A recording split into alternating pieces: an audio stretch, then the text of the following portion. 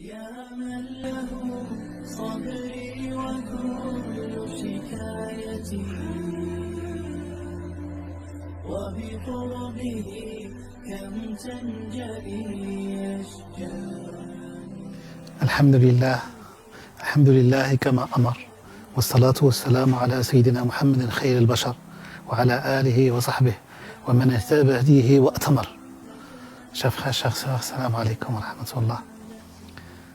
Comme vous le savez, nous sommes dans la période estivale, la période des vacances.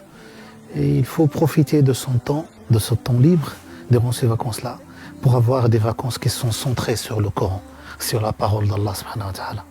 Pour le fidèle, le Coran est le texte de référence. Le Coran parle à son cœur, le Coran parle à son être, le Coran parle à sa conscience.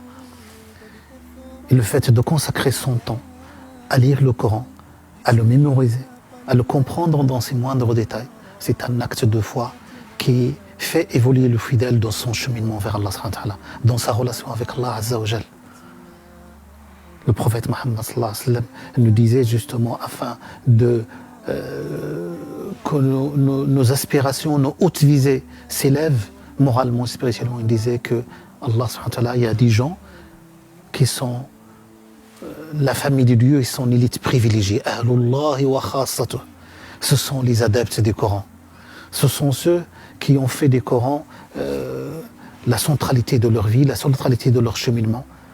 Parce que le Coran, il est là pour nous donner un éclairage sur nous-mêmes et sur le monde. Il façonne notre manière d'être dans le monde. Donc profitons de notre temps libre pour apprendre, pour réviser, pour remémoriser les choses que nous avons oubliées.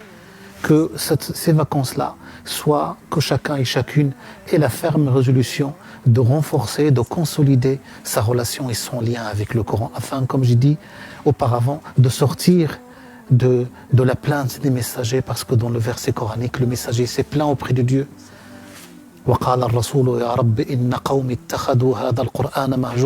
Seigneur Dieu, mon peuple a déserté le Coran. Le Coran est le festin de Dieu, comme disait le prophète Mohammed sallallahu alayhi wa sallam. Acceptez l'invitation qui vous est faite de toutes vos forces. Il est la corde qui peut vous lier à Dieu. Il est la médecine bénéfique. Il est une sauvegarde pour qui s'y tient. Il est le sauf-conduit pour qui se conforme. Il ne perd pas de sa nouveauté à force d'être lu et relu. Lisez-le, Dieu récompensera votre lecture pour chaque lettre lue, une bonne action. Je ne dis pas que le vocable alif, lam, mim est une lettre, mais alif est une lettre, donc une bonne action. Lam est une lettre, donc une bonne action. Mim est une lettre, donc une bonne action. Qu'Allah subhanahu wa ta'ala nous permette d'y arriver, de se concentrer sur le Coran, d'apprendre le Coran par cœur, d'appliquer ses commandements avec ferveur. Wassalamu alaikum wa rahmatullah.